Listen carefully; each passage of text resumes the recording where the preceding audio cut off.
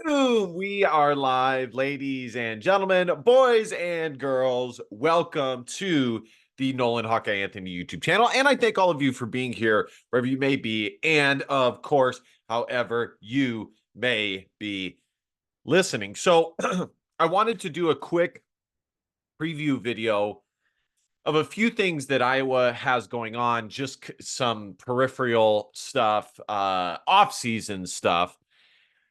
I always find it funny.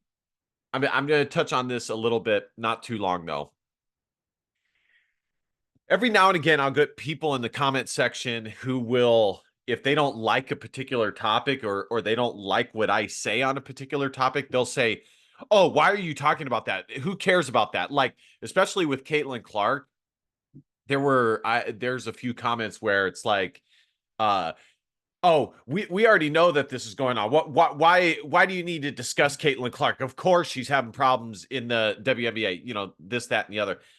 It's like, listen, guys, and I've said this before. This is what I do. I don't do this full time, but this is what a channel like this does. We talk about this stuff. Have you guys ever seen ESPN? Have you guys ever seen, CBS Sports? It's just what it is.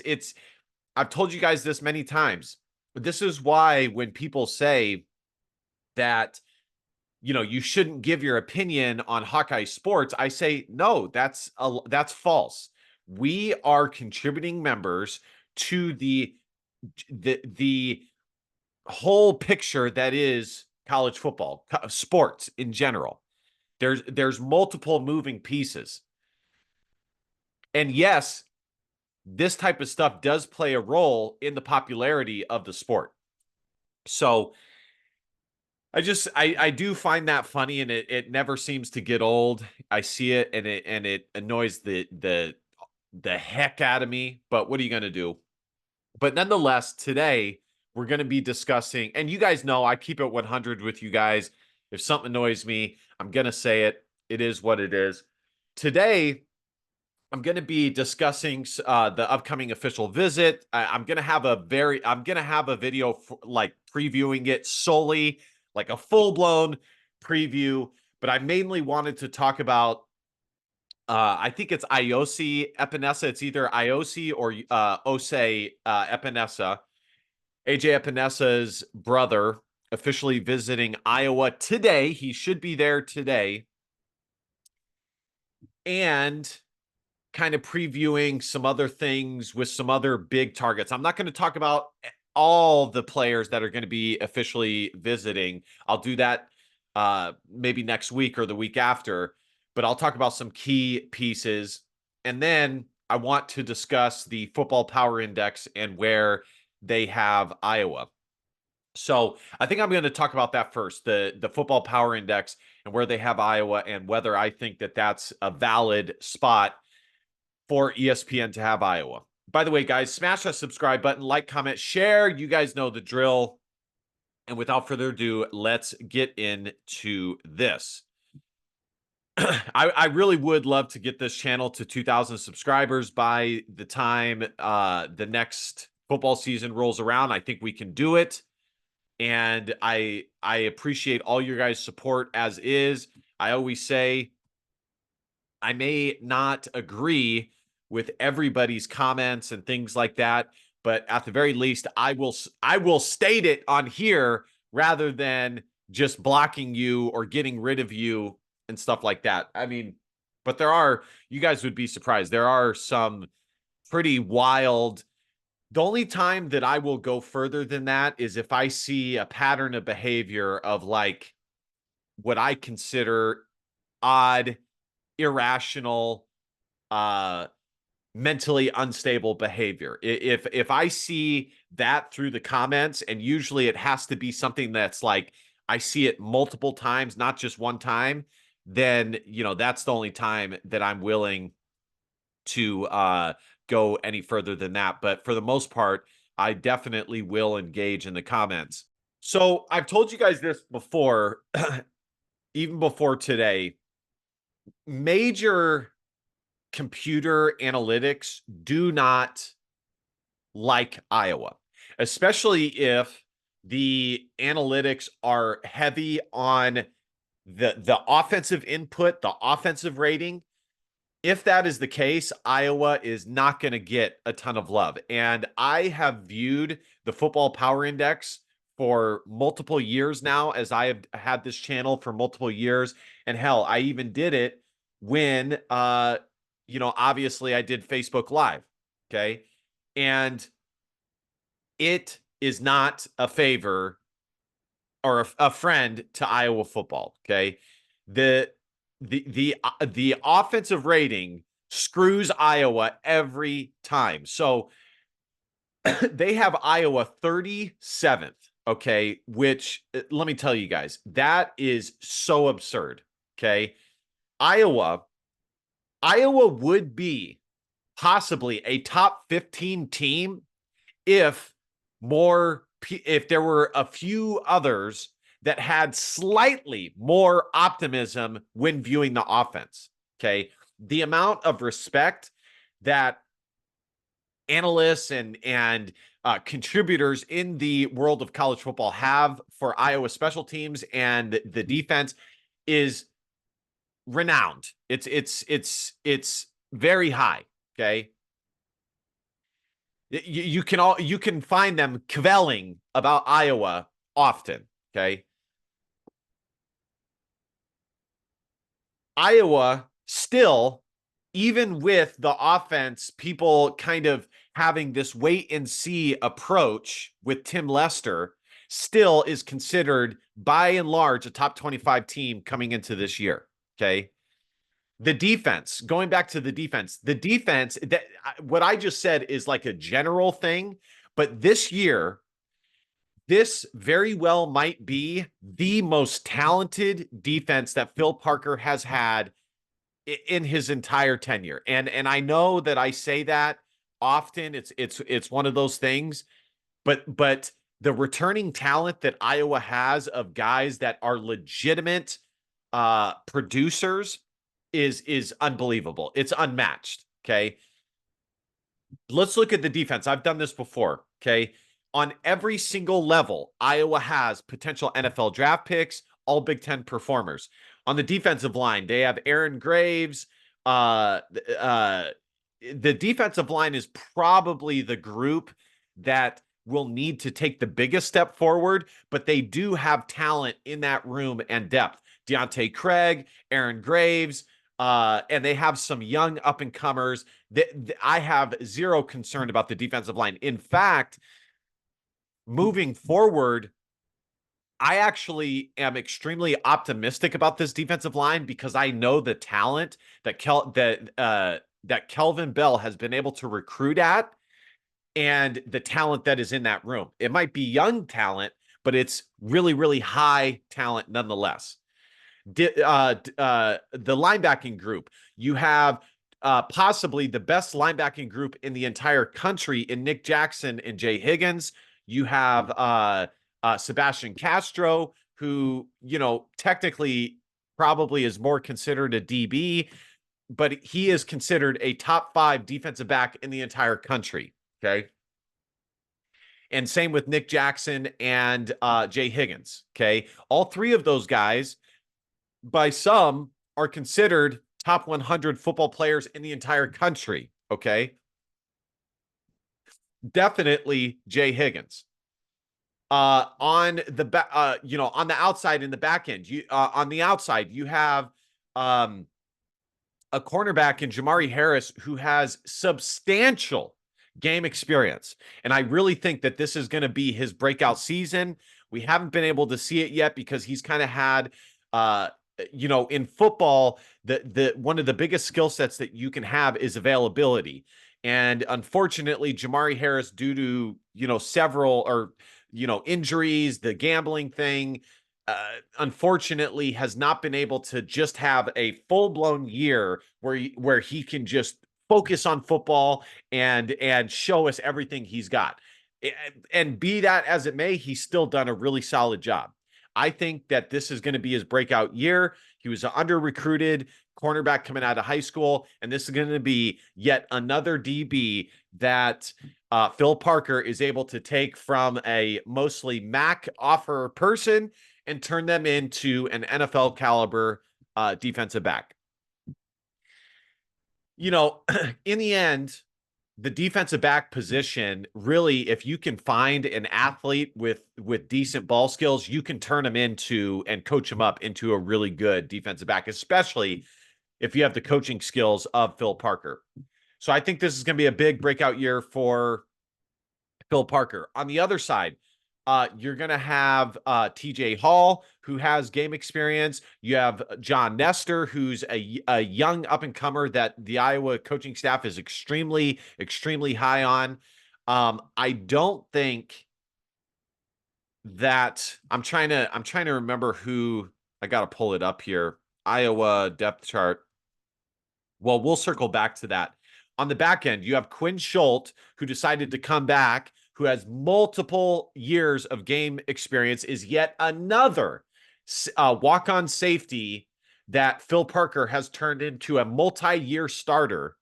I mean, at this stage, this is just like the status quo, that Phil Parker finds a walk-on safety that he turns into a multi-year starter. And I can't even remember the people who it's been in the past. I just know it's happened. I would need to look back at previous walk-on safeties to come up with the list. Maybe you guys can help me in the comment section. So here's the depth chart.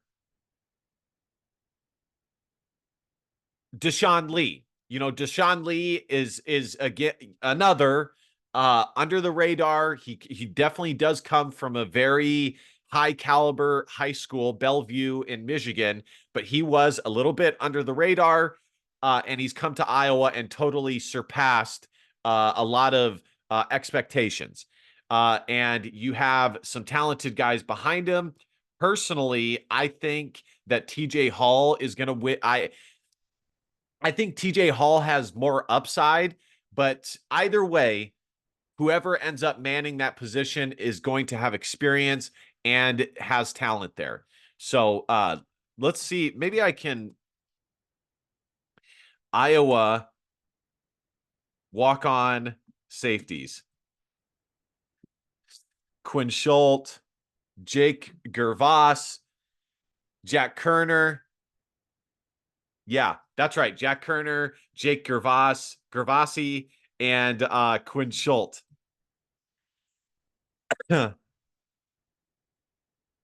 Yeah, that's right. That's who it is.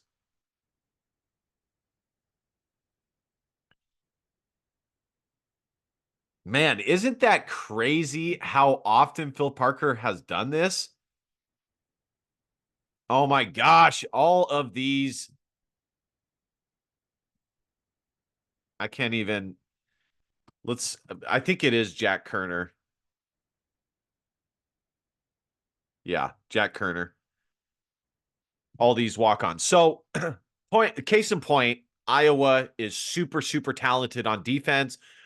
As for the offensive side, yes, I know the issues that the scheme had with Brian Ferentz, and I know that from the outside, they maybe are not as acquainted with the talent level, the surprising talent level that Iowa does actually have on offense. But if you look at the offense, I think Tim Lester has done a superb job of building up that quarterback room, and I am fully confident that he will find a serviceable quarterback with whether it's Brendan Sullivan, whether it is Cade McNamara, or one of the younger guys, Marco Lainez, whatever. That room is fully stocked and definitely has some talent. Is it the most talented? No, but it's got experience in there. The running back room is extremely experienced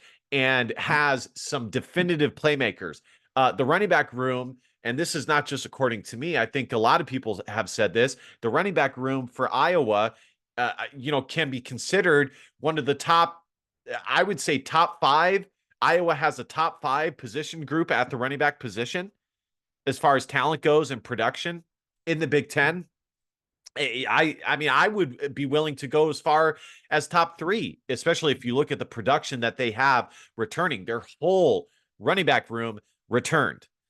So I think that this rating is false. All of that to say, I have full confidence that that LeVar Woods will get the new Australian kicker Reese Deacon or Dykin up to speed for the Iowa Hawkeyes. Will he be immediately as good as our guy before who got drafted? No, but he comes from a similar pedigree. LeVar Woods is going to coach him up, and he is going to be Tory Taylor. He is going to be fine. Tory Taylor has spoken positive things about him, and I think at the very least, it won't be at the very least, it won't be uh, a downside for Iowa or a weakness. It'll be serviceable. It'll be fine.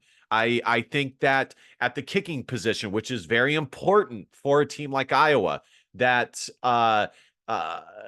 LeVar Woods will get what he needs from his kicker, who did have Drew Stevens, who did have a slightly down year last year compared to his first year.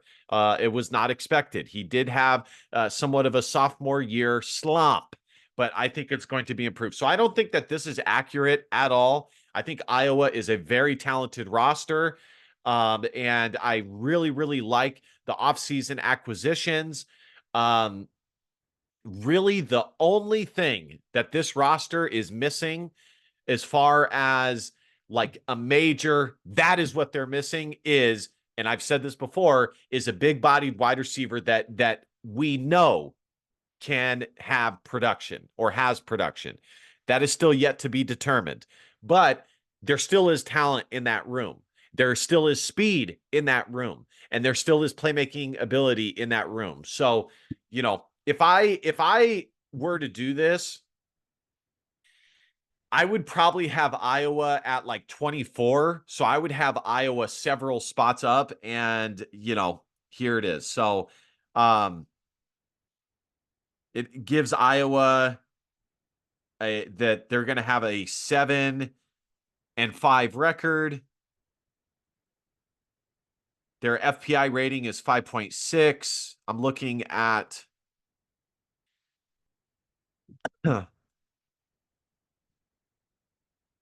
some of their other ratings here. 77% chance to win 6 games, 0% chance to win division, because I don't think there are any divisions left. And win conference, it gives Iowa a 0.9% chance and a 7.4% chance to make it to the playoff. So there you go. I don't think it's accurate, but I'm not surprised by this rating. All right, guys, let's quickly move on to the official visit weekend. We're going to take a look at on 3 first. The big name that Iowa has on campus this weekend is, of course, Iose Epenesa or Iose Epenesa. And I always tell you guys that how good or not good Iowa's class is entirely based off of one or two guys. Are they able to land, the one or two guys that are also being recruited by some other big names to highlight their recruiting class? They're never, ever going to have, 10 plus 4-star recruits, although in 2020 and 2021 they had like 6 plus, so it's not unheard of for them to have multiple. But what is the status quo is, at least I would say for the past 5 years, is that Iowa has guys that are like high 3 stars to mid 3 stars as the predominant recruits in their class. And what totally decides their recruiting class is one or two guys that are highly, highly ranked. Now, again, like I said, there's been a few misnomer years where Iowa has had multiple 4-stars, which includes last year, but by and large, that's the case.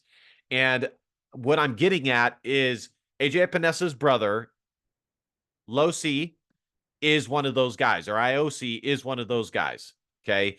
If Iowa can land him, this will turn Iowa's class into a class that can be a top 25 class, like on the back end. Probably more realistically, top 30, depending on how some of the other guys turn out in the class that they have.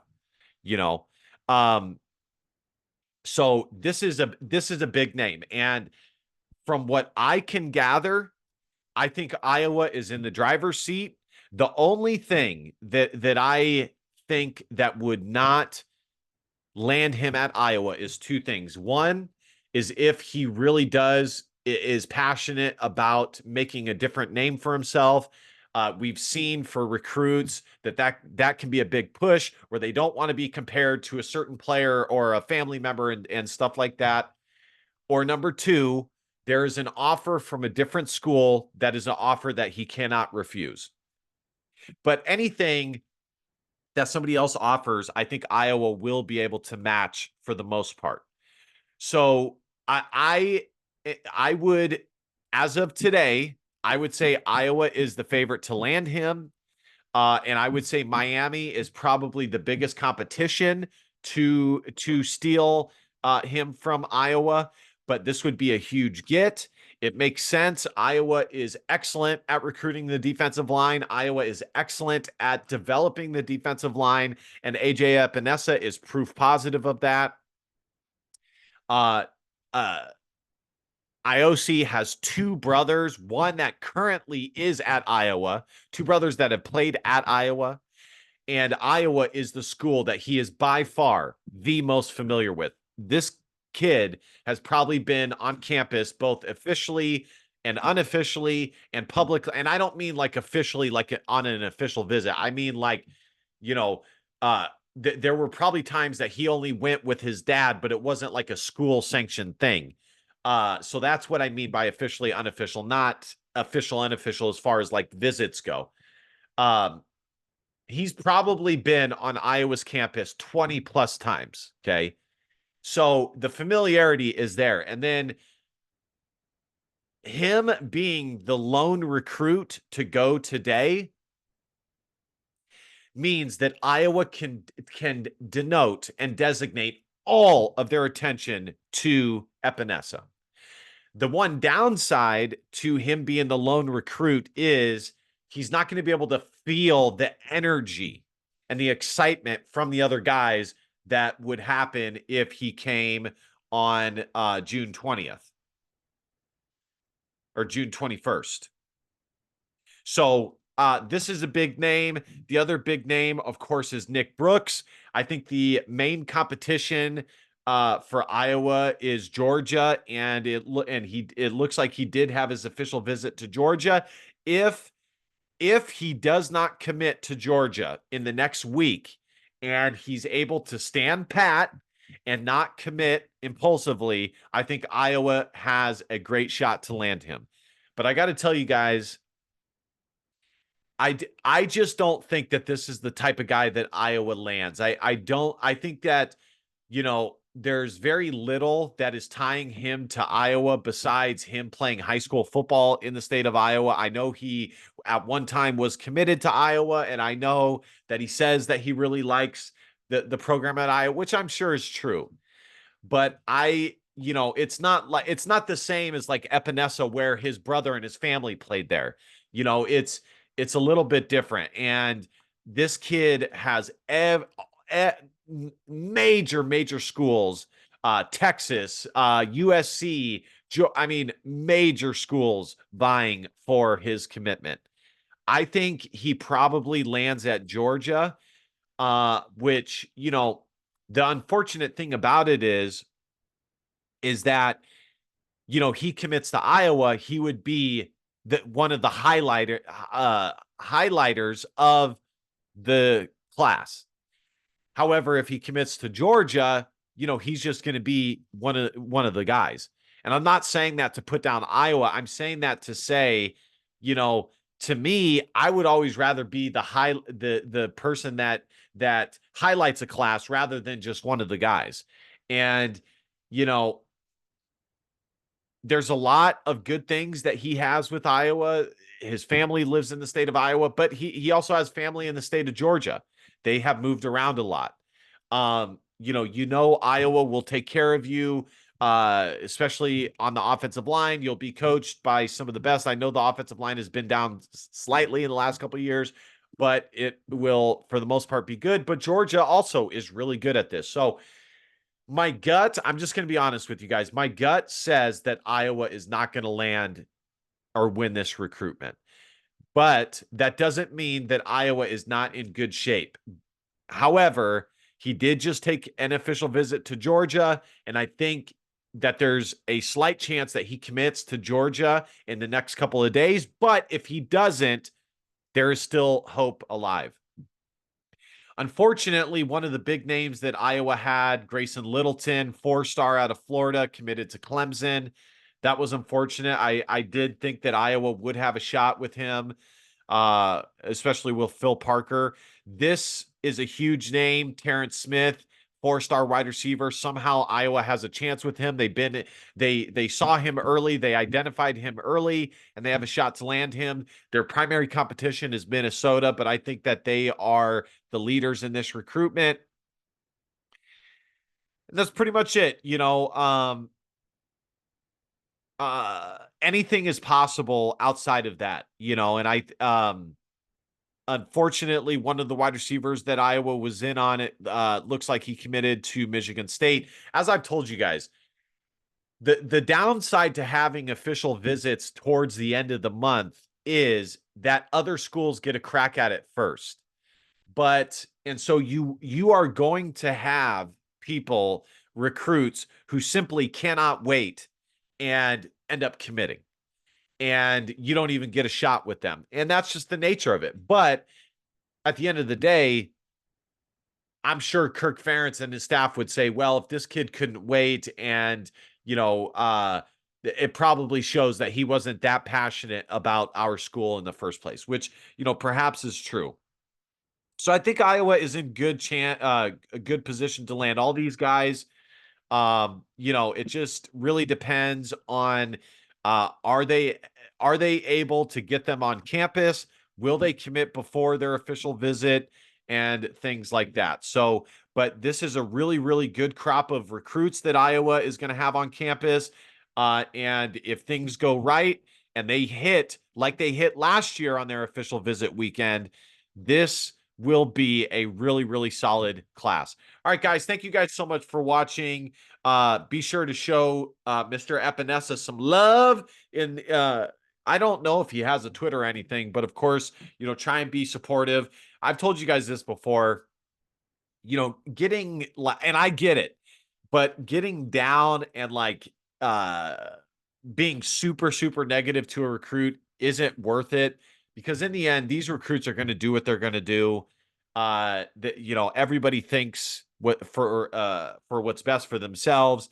And so it's not really worth it to risk, your name and stuff like that to go after them and say, something, severe or anything like that. So just show some positivity. Let the chips fall where they may. Ultimately, it is up to the Iowa coaching staff to deliver and bring these recruits home. All right, guys, like, comment, share, subscribe. And last but not least, DBAP, don't be a pussy willow and facts our feelings, because your feelings just don't matter. Love you guys. See you guys next time.